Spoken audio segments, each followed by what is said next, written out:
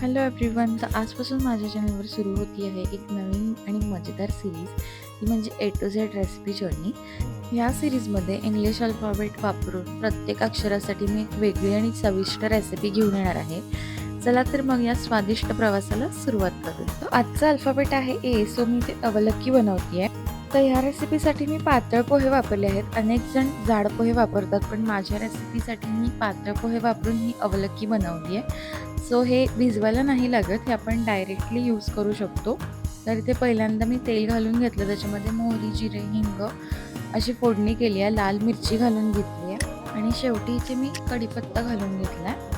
त्यानंतर हे सगळं फ्राय होऊन द्यायचं थोडंसं. त्यानंतर त्याच्यामध्ये शेंगदाणे ॲड करायचे आणि ते थोडेसे क्रिस्पी होईपर्यंत फ्राय करून घ्यायचे. त्यानंतर ह्याच्यामध्ये बारीक चिरलेला कांदा ॲड करून घ्यायचा आहे आणि तो फ्राय करून घ्यायचा चांगला.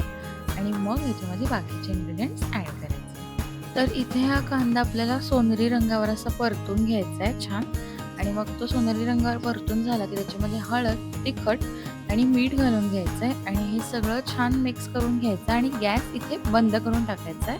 आणि मग पोहे घालायचे तिथे आपल्याला. हे पोहे मी भिजवलेले नाही आहेत, कारण हे फारच मऊ होतात भिजवल्यानंतर, सो मी हे डायरेक्ट यूज केले.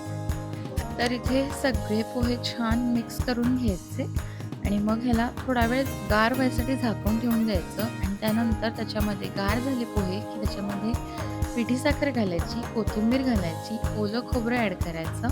तर इथे ओलं खोबरं घालून झालं की आपल्याला थोडंसं वरनं लिंबू पिळून घ्यायचं आहे आणि सगळं छान मिक्स करून घ्यायचं. आणि हे रेडी झाल्यानंतर इथे वरून थोडीशी पिठी साखर भुरभुरायची आणि इथे आपली मस्त अशी टेस्टी अवलक्की रेडी आहे. आणि आजचं अल्फाबेट पण आपलं कंप्लीट.